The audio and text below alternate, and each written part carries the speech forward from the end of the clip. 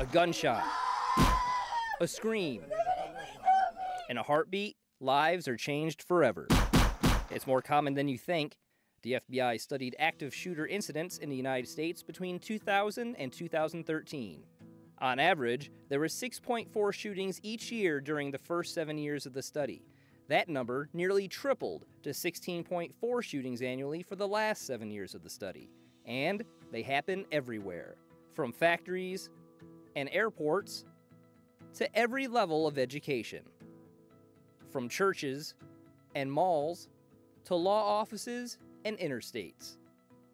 And of course, military facilities aren't immune. Shootings at the El Paso Veterans Affairs. All told, 1,043 victims killed or wounded in 160 active shooter incidents across the country in the 13 years studied. You have to be prepared for those situations. You can't just take it for granted that it'll never happen at your base. So that's why we exercise this. Brushes, clay, and sponges may not be obvious tools in the fight against active shooters, but their worth can far exceed their modest appearance. Airmen from the Wright-Patterson Medical Center use the art of moulage to present an authentic crime scene for base first responders during an active shooter exercise.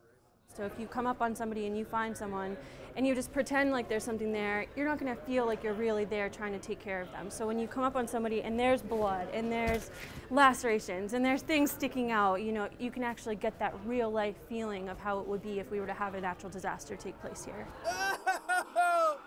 Where are you? Is anybody there?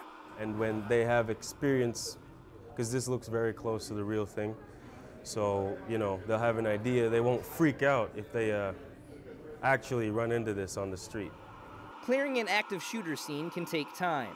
Only then, as secondary teams ensure a building is safe, can medics methodically work themselves around a cubicle jungle to find the dead and wounded, giving the clear to those who can walk out under their own power, Come to my voice. while focusing life-saving efforts on those who can't. Come on, buddy.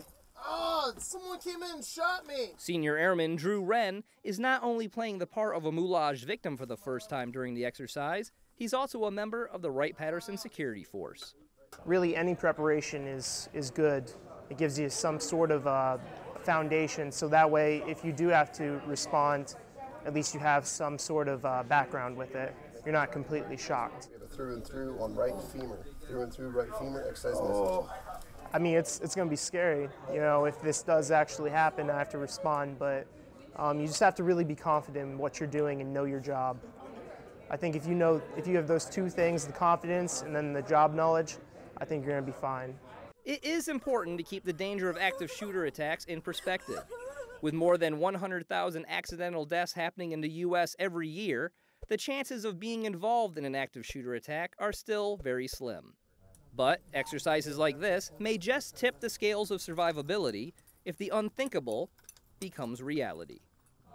Makes me feel good about preparing everybody for something like that to happen, them being terrible, and hopefully rare occasions. I hope that we'd be ready for something like that. Reporting from Wright-Patterson Air Force Base, I'm John Harrington.